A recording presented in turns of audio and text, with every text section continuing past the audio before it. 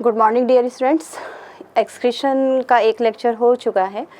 ये अब आज जो है सेकेंड लेक्चर है। इसमें हम लोग जो है शुरू करेंगे नेफ्रॉन की एपिथेलियम देखनी है। कैसी है, किस तरह की है एपिथेलियल टिश्यू की, कौन सी ट्यूब्स में कौन सा टिश्यू है और उनका रोल क्या है ख़ास तौर से।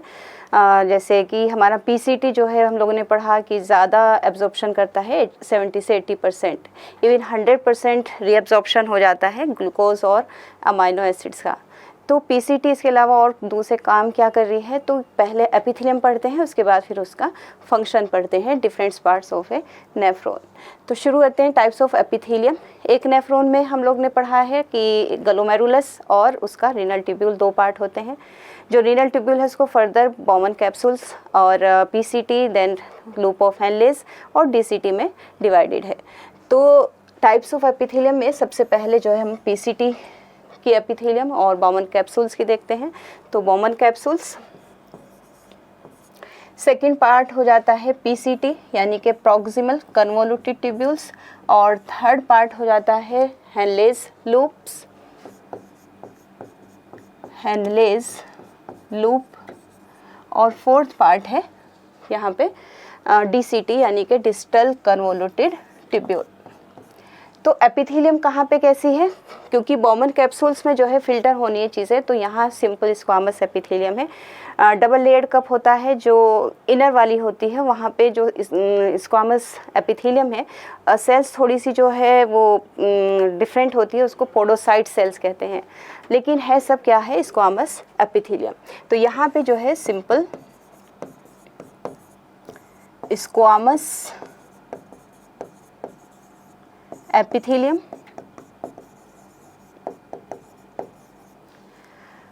पीसीटी वो पार्ट होता है नेफ्रॉन का जहाँ मैक्सिमम रीअब्सॉर्प्शन होता है।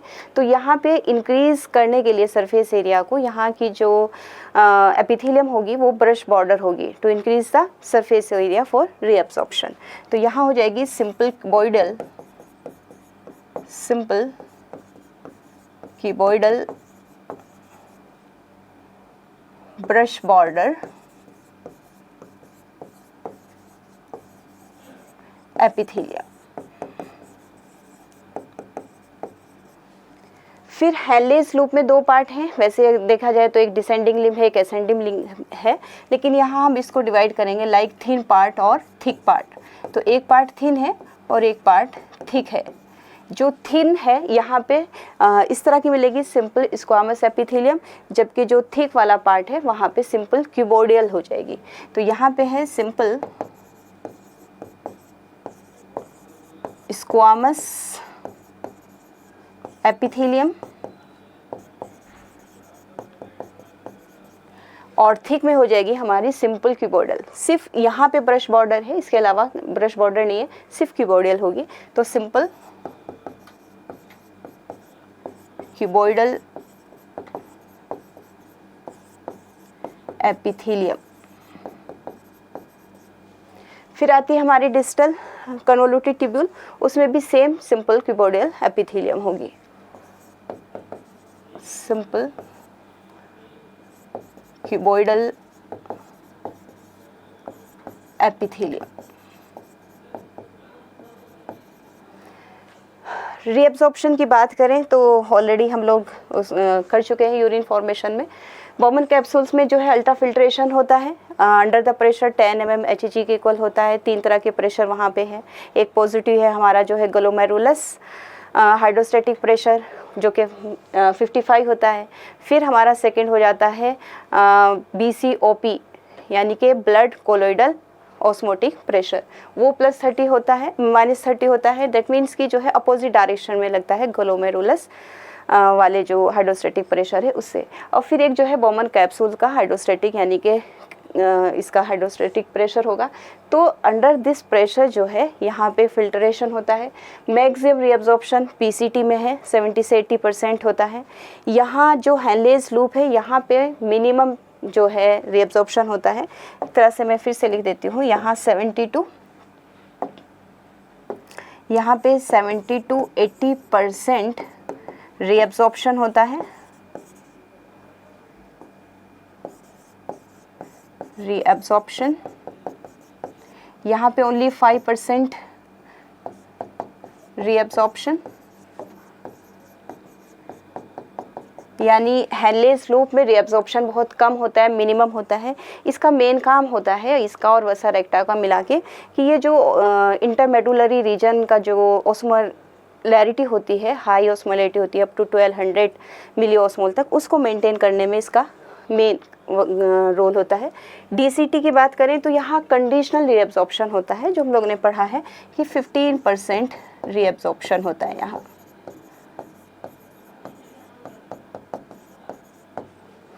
अब बात करते हैं कि इनका फंक्शन क्या है।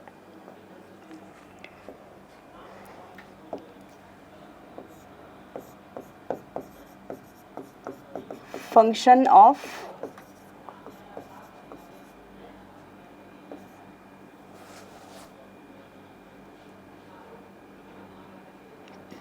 जो प्रोक्सिमल कन्वोल्यूटेड टिब्यूल्स या दूसरी टिब्यूल्स है, टिब्यूल्स,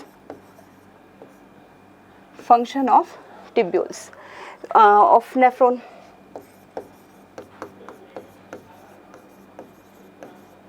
तो बॉमन कैप्सूल का काम तो हो गया है फिल्ट्रेशन का। उसके बाद जो हमारी पीसीटी आती है सबसे पहले, प्रोक्सिमल कन्वोल्यूटेड टिब्यूल, इसका काम होता है कि ये जो है रीएब्जॉर्प्शन कराती है मैक्सिमम, फिर कुछ जो है सिक्रीशन करती है। तो मेनली किस में रोल है इनका? Role in regulate pH and ionic balance. PH कैसे मेंटेन करता है? ये मेंटेन करती है पीएच को, जैसे कि regulate pH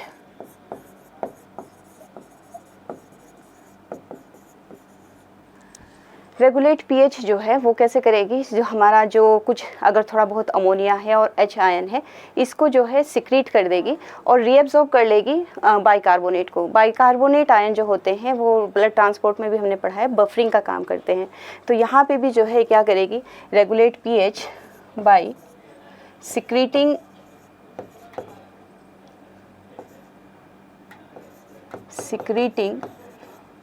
ammonia and H ion and reabsorption of bicarbonate ion। इसी तरह आयोनिक बैलेंस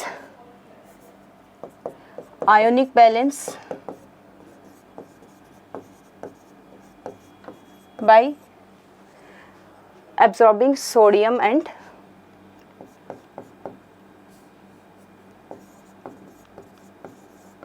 absorption of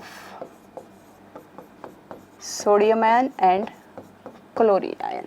तो इस तरह से पीसीटी जो है वो जहाँ इतना ज़्यादा रीअब्जॉर्प्शन करती है, वहीं पे पीएच और जो आयनिक बैलेंस है उसको भी देखती है। फिर है नेक्स्ट हम लोग का यहाँ पे Henle's loop.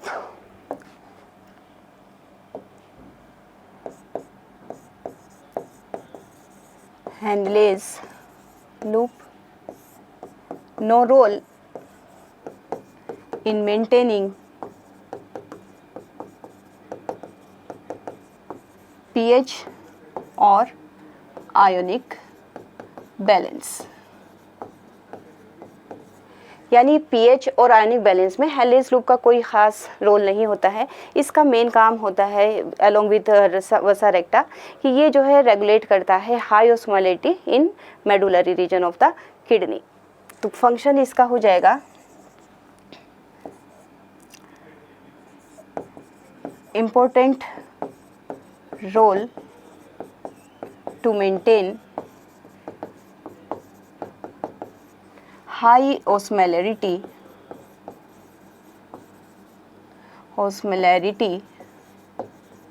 in medullary region of kidney along वसा रेक्टा, यानी वसा रेक्टा के साथ मिलके दोनों जो है मेडुलरी रीजन में कोर्टेक्स के कंपैरिजन में हाई ऑस्मोलैरिटी को मेंटेन करता है। थर्ड है हम लोग के पास डीसीटी। तो DCT भी जो है pH और आयनिक बैलेंस को जो है रेगुलेट करता है, regulate pH and ionic balance by secreting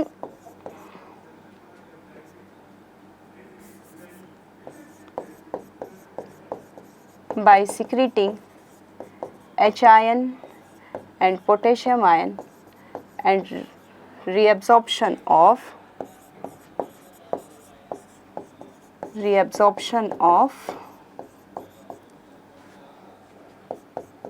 sodium ion and bicarbonate ion.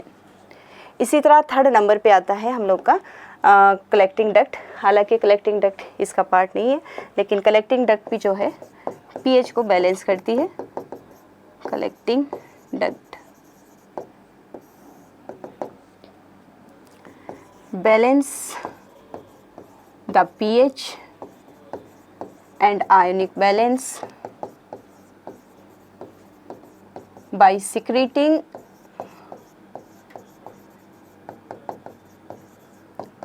H ion and potassium ion and reabsorption of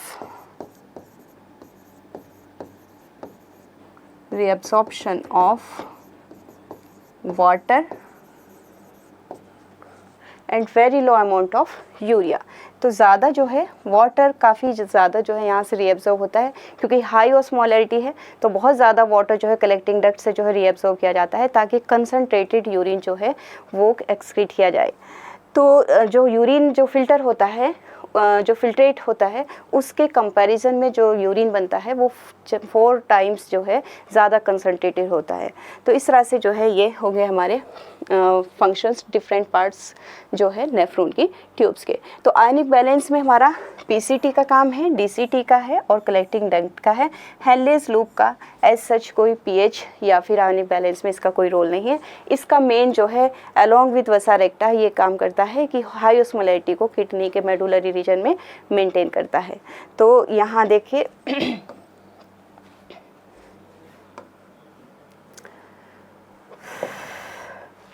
चलिए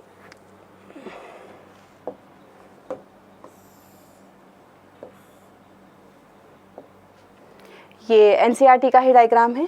ये हमारा बॉमन कैप्सूल से यहाँ फिल्ट्रेट हुआ। जितने भी एरो जो है वो ऊपर दिखा रहे हैं, दैट मीन्स यहाँ पे हम लोग का जो है PCT है, पेरीट्यूबुलर कैपिलरीज, ब्लड कैपिलरीज है। तो यहाँ से मैक्सिमम, क्योंकि सारी चीज़ें अंडर प्रेशर जो है वो फिल्टर हो गई है मैक्सिमम, एक्सेप्ट RBC और कुछ लार्ज प्रोटीन। तो ये चीज़ें जितनी भी यूज़फुल है यहाँ से जो है वो रीएब्सॉर्ब कर ली जाती है PCT में। जैसे बाइकार्बोनेट आयन है, सोडियम क्लोरीन आयन, वाटर का रीएब्सॉर्प्शन, वाटर तो ऑस्मोसिस इसके पीछे पीछे आ ही जाएगा, पोटेशियम आयन, न्यूट्रिएंट्स, इन सब का रीएब्सॉर्प्शन हो जाता है प्रॉक्सिमल कन्वोलुटेड ट्यूब्यूल्स में। वही जो एरो हमें जो है ट्यूब्स की तरफ दिखाई दे रहे हैं, दैट मीन्स यहाँ ये जो है हमारी ब्लड कैपिलरीज है, इससे जो है जो चीज़ें रह गई हैं जो यूज़ की नहीं है, लाइक अमोनिया या फिर H आयन, इनको यहाँ से वापस फिल्ट्रेट में डाल देंगे। तो ये कहलाया जाता है ट्यूबुलर सिक्रीशन। फिर हेनलेज लूप में अगर हम देखें तो ये डिसेंडिंग लिम्ब है, ये असेंडिंग लिम्ब है। यहाँ ये थिक पार्ट है इस हेनलेज लूप का, ये वाला थिन पार्ट है। तो जो डिसेंडिंग लिम्ब है वहाँ वो जो है सिर्फ वो परमेबल होता है सिर्फ वाटर के लिए। तो ये जो है डिसेंडिंग लिम्ब जो होता है वो वाटर के लिए परमेबल है। तो बहुत ज़्यादा वाटर यहाँ से जो है रीअब्सॉर्ब कर लिया जाएगा, क्योंकि यहाँ मेडुलरी रीजन में बहुत ज़्यादा ऑस्मोलैरिटी है। तो यहाँ से जो है वाटर रीअब्सॉर्ब कर लिया जाएगा ताकि कंसनट्रेटेड फिल्ट्रेट बन सके, जैसे जैसे हम नीचे की तरफ मूव कर रहे हैं। अब यहाँ से जैसे फिल्ट्रेट ऊपर की तरफ चलता है तो वापस ऑस्मोलैरिटी हमें जो है कम करनी है फिल्ट्रेट की, क्योंकि अब ये ऊपर की तरफ एसेंड हो रहा है।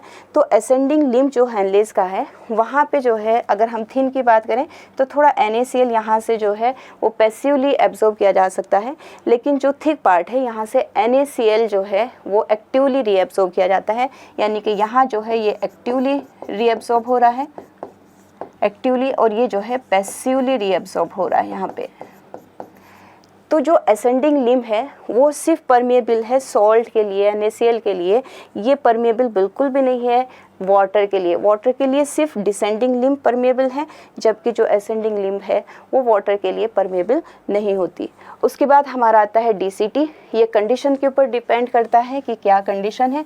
तो ये जो है हमारी PCT हो गई, पेरिट्यूबुलर कैपिलरीज, जो कि इफरेंट आर्ट्रियोल का पार्ट है। तो यहाँ से फिर अगर कंडीशंस बॉडी की ऐसी है कि ज़रूरत है आयनिक बैलेंस करने के लिए या ब्लड वॉल्यूम को मेंटेन करने के लिए, तो यहाँ से जो है 15% रीएब्जॉर्प्शन हो जाता है कैपिलरीज में।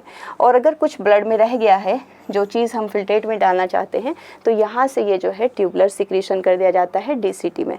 अब यहाँ तक जब तक ये हमारा DCT में है तो हम इसको फिल्ट्रेट कहते हैं।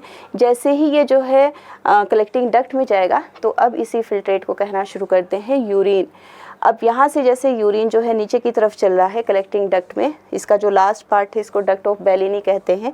यहाँ पे जो हम कहेंगे duct of Bellini, duct of Bellini. तो यहाँ हाई ऑस्मोलैरिटी होने की वजह से यहाँ से बहुत ज़्यादा वाटर भी एब्सॉर्ब किया जाता है, और आयनिक बैलेंस करने के लिए हम यहाँ पे भी जो है पोटेशियम और हाइड्रोजन का जो है सिक्रीशन, ट्यूबुलर सिक्रीशन कर सकते हैं। तो मैक्सिमम यहाँ पे रीअब्जॉर्प्शन है, यहाँ पे कंडीशनल है। डिसेंडिंग लिम्ब जो है वो सिर्फ वाटर के लिए परमेबल है, असेंडिंग लिम्ब जो है वो सॉल्ट के लिए परमेबल है। ये रीअब्जॉर्प्शन होता है, जो थिन पार्ट है वहाँ से पैसिवली सॉल्ट का जो है रीअब्जॉर्प्शन है, जो थिक वाला पार्ट है वहाँ से जो है एक्टिवली हम रीअब्जॉर्ब करेंगे NaCl को। तो इस तरह से जो है ये हमारा हुआ कंप्लीट। नेक्स्ट हम लोग पढ़ रहे हैं counter current mechanism.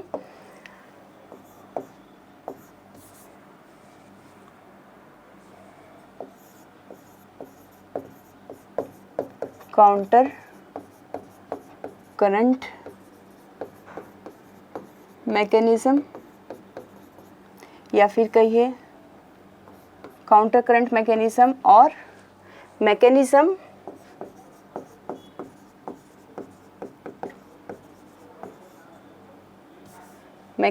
To produce concentrated urine, concentrated urine। Counter current mechanism इसलिए कह रहे हैं क्योंकि जो फिल्ट्रेट है या हम ब्लड देखते हैं दोनों ही अपोजिट डायरेक्शन में मूव कर रहा है। यानी जैसे हमारा फिल्ट्रेट जो है बोमन कैप्सूल से ब्लड फिल्टर होके बोमन कैप्सूल में आएगा, अब PCT से होता हुआ डिसेंडिंग लिम्ब से नीचे की तरफ, असेंडिंग लिम्ब से ऊपर, तो एक तरफ से नीचे जा रहा है एक तरफ से ऊपर आ रहा है, तो काउंटर करंट हो जाता है। वैसे ही वसा रेक्टा में एक तरफ से ब्लड नीचे आ रहा है एक तरफ से जा रहा है, तो भी अपोजिट डायरेक्शन में है। तो यानी अगर हम लोग कंपैरिजन करें, देखिए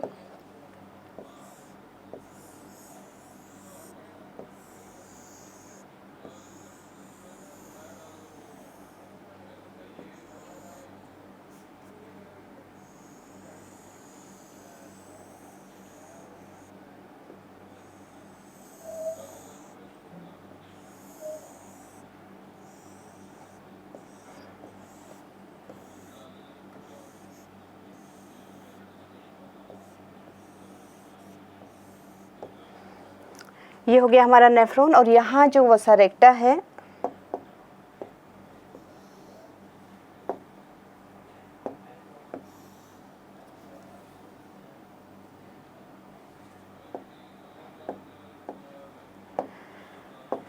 यहाँ से जैसे ही फिल्टर होके आएगा तो इधर नीचे की तरफ चल रहा है, यहाँ से ऊपर की तरफ जो है मूव कर रहा है।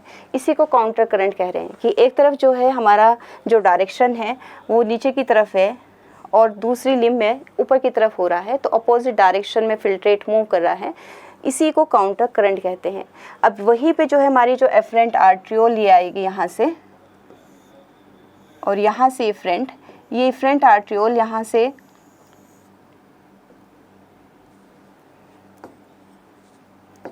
बहुत सारी कैपिलरीज, जिसको हम पेरिट्यूबुलर कैपिलरीज कहेंगे।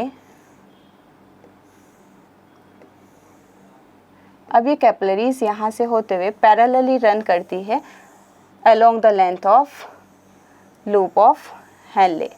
तो यहाँ से जैसे जा रही है तो यहाँ पे भी हम लोग देख रहे हैं कि ब्लड यहाँ से जो है नीचे की तरफ मूव कर रहा है ऐसे, तो इस वाली लिम्ब में ऊपर की तरफ मूव कर रहा है। तो अगेन ये भी क्या है, अपोजिट डायरेक्शन में हमारा जो है ब्लड मूव कर रहा है, यहाँ से नीचे आ रहा है, इधर से ऊपर आ रहा है। अगर हम इन दोनों को आपस में कंपैरिजन करें, लूप ऑफ हेनले,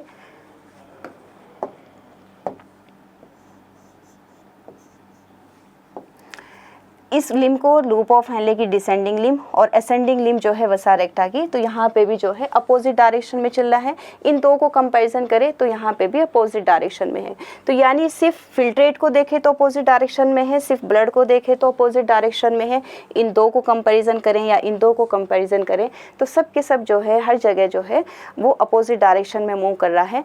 यही जो है काउंटर करंट है, और ऐसा इसलिए किया जा रहा है ताकि कंसनट्रेटेड यूरिन जो है वो प्रोड्यूस हो सके। जितना यहाँ पे जो है हम लोग पढ़ते हैं कि 125 पर मिनट जो है फिल्ट्रेट हो रहा है, इसका मतलब जो है 1 डे में 180 लीटर फिल्ट्रेट बन रहा है। लेकिन जो यूरिन पास करते हैं वो 1.5 लीटर ही है। दैट मीन्स 99% जो है रीअब्जॉर्ब हो जाएगा, ओनली 1% जो है वो यूरिन बन के बाहर आता है।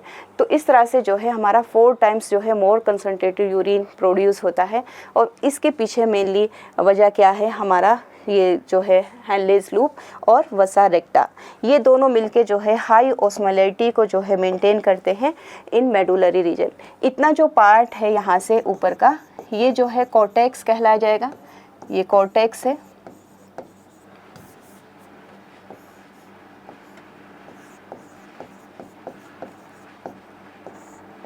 और ये वाला पार्ट जो है मेडुला।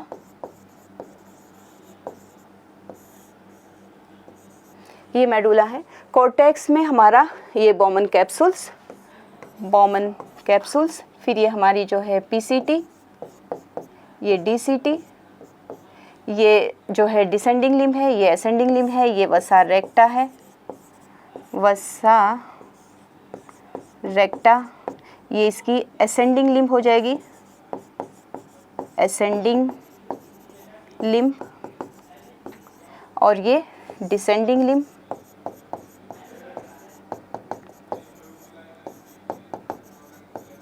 जबकि हेनलेज लूप की ये डिसेंडिंग लिम्ब है, ये असेंडिंग है, असेंडिंग लिम्ब।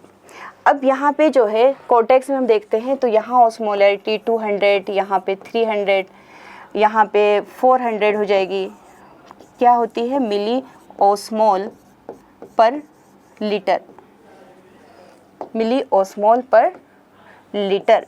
जैसे जैसे हम नीचे मेडुलरी रीजन में जाते हैं वैसे वैसे हमारी ये जो है एक ग्रेडियंट बनता जाता है ओस्मोलैरिटी का, यानी कि यहाँ 200, 300, नीचे जैसे जितना जितना डीपली हम मेडुलरी रीजन में मूव करेंगे उतना ज़्यादा ओस्मोलैरिटी जो है वो बढ़ती जाती है, और फाइनली जो है अप टू 1200 ओस्मोलैरिटी तक पहुँच जाते हैं। यानी कि यहाँ जो है बेस पे यहाँ पे कितना हो जाएगा, 1200 मिली ओस्मोल पर लीटर, इतनी ऑस्मोलैरिटी रहती है।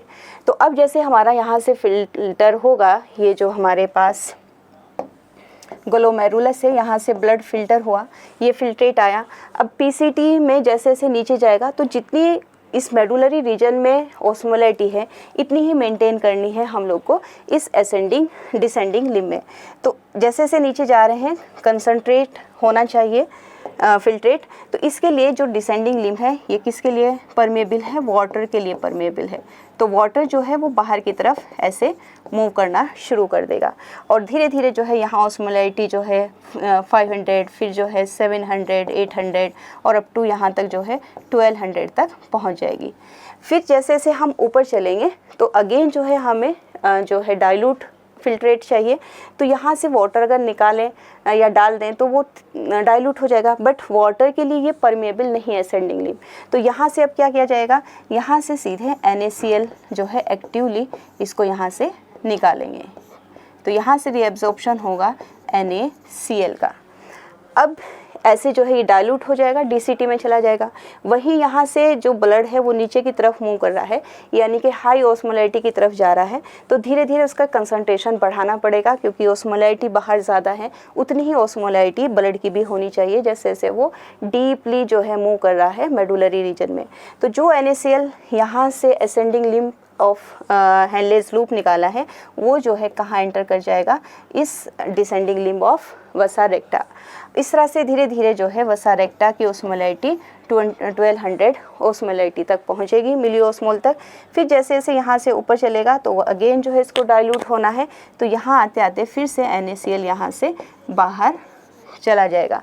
तो इस तरह से NaCl जो है देखा जाए तो यही नीचे नीचे वाले पोर्शन में जो है घूमता रहेगा और इस ओस्मोलैरिटी को मेंटेन रखेगा। यानी हाई ओस्मोलैरिटी जो है वो किसकी वजह से मेंटेन है, NaCl की वजह से मेंटेन है, क्योंकि NaCl जो है असेंडिंग लिम्ब से निकल रहा है ताकि वो डाइल्यूट हो जाए, फिल्ट्रेट जैसे जैसे ऊपर जा रहा है। वही NaCl जो है वो ब्लड में जो है रीअब्जॉर्ब कर लिया जाता है, क्योंकि ब्लड नीचे की तरफ आ रहा है तो उसकी ओस्मोलैरिटी को जो है रेगुलेट करना है अकॉर्डिंग टू द जो बाहर मेडुलरी रीजन में ओस्मोलैरिटी है।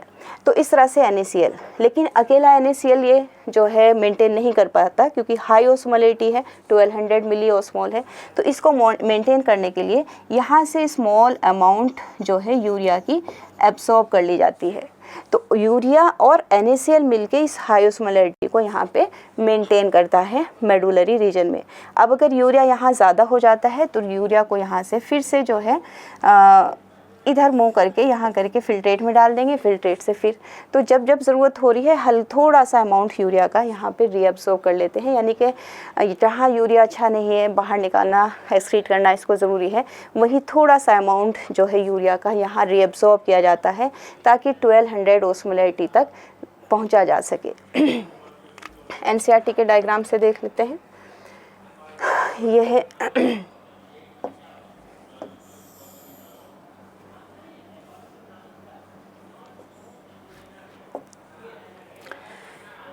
ये जो है बॉमन कैप्सूल्स है, ग्लोमेरुलस, इसकी जो है डायमीटर ज़्यादा है तो ये एफरेंट आर्ट्रियोल है, इसकी कम है तो ये इफरेंट आर्ट्रियोल है। अब इफरेंट आर्ट्रियोल जो है वो बारीक बारीक जो है पतली पतली कैपिलरीज में टूट के इन PCT, DCT और हेनलेस लूप के चारों तरफ रन करेगी, ताकि जो है जो चीज़ इसको रेब्सॉर्ब करना है ब्लड में तो हम इजीली फिल्ट्रेट से रीअब्सॉर्ब कर सकें, और जो चीज़ ब्लड में रह गई है यहाँ जो वेस्ट है उसको फिल्ट्रेट में डाल सके। इसी की एक कैपिलरीज जो है वो पैरेलल रन करती है हेनलेस लूप के चारों तरफ। यहाँ डायग्राम में इसको अलग से दिखाया गया है। तो देखिए ये पार्ट कोर्टेक्स का है और ये जो है मेडुला है इसके नीचे। तो मेडुला में जैसे जैसे चल रहे हैं ओस्मोलैरिटी 300, 600, 900 अप टू 1200 मिली ओस्मोलैरिटी है मेडुलरी रीजन में। जितनी मेडुलरी रीजन में है उतना ही कॉरस्पॉन्डिंग जो है जो ट्यूब से, चाहे वो वसा रेक्टा हो या हेनलेस लूप हो, उतना ही कॉरस्पॉन्डिंगली उसके अंदर भी होनी चाहिए। अब जैसे ही यहाँ से फिल्टर होगा ब्लड जो है और फिल्ट्रेट यहाँ आएगा तो PCT में जितना कॉर्टेक्स में है 300, यहाँ पे 300 मेंटेन करनी है ओस्मोलैरिटी। अब जैसे से नीचे मूव कर रहे हैं वैसे वैसे हमारा बाहर का जो ओस्मोलैरिटी है वो ज़्यादा है, तो फिल्ट्रेट की ओस्मोलैरिटी को भी मेंटेन करना पड़ेगा अकॉर्डिंग टू द मेडुलरी ओस्मोलैरिटी। अब जैसे जैसे नीचे जा रहे हैं तो ज़्यादा हमें ओस्मोलैरिटी चाहिए, इसलिए डिसेंडिंग लिम्ब जो है वो वाटर के लिए परमेबल है और बहुत ज़्यादा वाटर यहाँ से रीअब्सॉर्ब कर लिया जाएगा। तो वाटर जो है यहाँ से रीअब्सॉर्ब होगा मेडुलरी रीजन में। धीरे धीरे जो है ओस्मोलैरिटी बढ़ रही है, जितनी बाहर है 400, फिर 600, 800, 1000, फाइनली रीच हो जाते हैं अप टू 1200 मिली ओस्मोलैरिटी पर लीटर फिल्ट्रेट की भी और सेम जो है मेडुलरी रीजन की भी। अब फिल्ट्रेट यहाँ से जो है अगेन ऊपर की तरफ मूव करेगा इस असेंडिंग लिम्ब में हेनलेस की। तो यहाँ से जैसे ऊपर मूव कर रहे हैं अगेन हमें जो है जो हमारा ये बहुत ज़्यादा कंसनट्रेटेड हाई ओस्मोलैरिटी के साथ फिल्ट्रेट है इसको डाइल्यूट करना है। डाइल्यूट करने का तरीका है कि इसमें वाटर हम ऐड कर दें, लेकिन वाटर के लिए ये असेंडिंग लिम्ब जो है परमेबल नहीं है, इसलिए जैसे जैसे हम मूव कर रहे हैं वैसे वैसे हम इसमें से अब सेकंड हमारे पास ऑप्शन है कि हम NaCl को ही यहाँ से निकालना शुरू कर दें, यानी कि जो असेंडिंग लिम्ब है उससे NaCl को रीअब्सॉर्ब कर लें।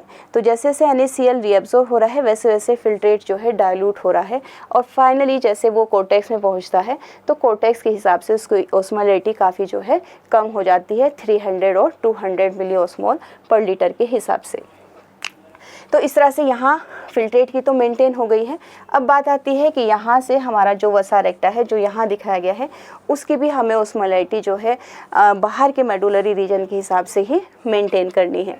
तो जैसे हम नीचे की तरफ चलते हैं, ब्लड नीचे की तरफ जा रहा है, तो नीचे जाने के लिए मतलब बाहर ओस्मोलैरिटी बढ़ रही है, तो इसके अंदर जो ब्लड है इसकी भी ओस्मोलैरिटी बढ़ानी पड़ेगी।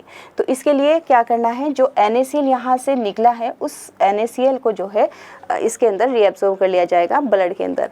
जैसे जैसे NaCl इसके अंदर जो है रीएब्जॉर्ब हो रहा है और यहाँ से वाटर रिमूव हो रहा है, वैसे वैसे कंसंट्रेशन ब्लड की जो है जो ओस्मोलैरिटी है वो बढ़ रही है। धीरे धीरे ओस्मोलैरिटी पहुँच जाती है 1200 मिलीओस्मोल तक। फिर अब यहाँ से असेंडिंग लिम्ब है वसा रेक्टा का, तो ऊपर की तरफ जा रहा है, तो फिर से हमें डाइल्यूट चाहिए, ओस्मोलैरिटी का हल कम करनी पड़ेगी। तो अब इसमें से जो NaCl यहाँ एब्जॉर्ब किया था, अब उसी को जो है बाहर निकाला जाएगा मेडुलरी रीजन में। दैट मीन्स NaCl जो है यहाँ से आ रहा है और सिर्फ मेडुलरी रीजन में ही घूम रहा है, कभी भी NaCl जो है इधर कॉर्टेक्स रीजन में नहीं जा रहा है। तो दैट मीन्स कि NaCl ही जो है फिल्ट्रेट की और ब्लड की ओस्मोलैरिटी को जो है मेंटेन कर रहा है according to the osmolarity of the medullary region. तो NaCl यहीं पे घूमता रहेगा सिर्फ मेडुलरी रीजन में और मेंटेन करता रहेगा यहाँ की ओस्मोलैरिटी को। लेकिन इतनी हाई ओस्मोलैरिटी जो कि डीप होती है इसमें मेडुलरी रीजन में किडनी के, तो ये जो है अकेला NaCl इसको नहीं कर पाता। तो थोड़ा सा अमाउंट हमें यूरिया का जो है, जो कलेक्टिंग डक्ट से जो हमारा यूरिन भर के बाहर जाने निकलना है, यहाँ से थोड़ा सा अमाउंट यूरिया का जो है वो एब्जॉर्ब कर लिया जाता है मेडुलरी रीजन में, ताकि जो है NaCl के साथ मिलके हम इस 1200 ओस्मोलैरिटी को मेंटेन कर सकें। अगर ये यूरिया का कंसंट्रेशन थोड़ा बढ़ता है, यहाँ पे थोड़ा ज़्यादा होता है, तो यहाँ से जो है इसको वापस इसमें डाल के असेंडिंग लिम्ब में यहाँ से बाहर निकाला जा सकता है। तो इस तरह से जो ये हाई ओस्मोलैरिटी है इसको मेंटेन जो है कौन कर रहा है, ये दो डक्ट कर रही हैं, यानी कि एक है लेज लूप, दूसरा वसा रेक्टा। और किन दो मॉलिक्यूल्स की वजह से हो रही है, एक NaCl और दूसरा यूरिया, जो कि सिर्फ मेडुलरी रीजन में जो है सर्कुलेट होता रहेगा। यूरिया तो हमें वाटर के साथ बाहर, यूरिन के साथ बाहर एक्सक्रीट करना ही है, बट थोड़ा सा अमाउंट जो है यहाँ पे मेंटेन करने के लिए जो है इस ओस्मोलैरिटी तक पहुँचने के लिए इसको यहाँ रखेंगे। तो आज के लिए बस इतना ही है, छोटा सा टॉपिक। नेक्स्ट हम लोग जो है नेक्स्ट क्लास में पढ़ेंगे रेगुलेशन ऑफ किडनी, और जो भी बकाया जो रह गया है उसको नेक्स्ट चैप्टर में, नेक्स्ट वीडियो में कंप्लीट करेंगे। Okay, thank you very much.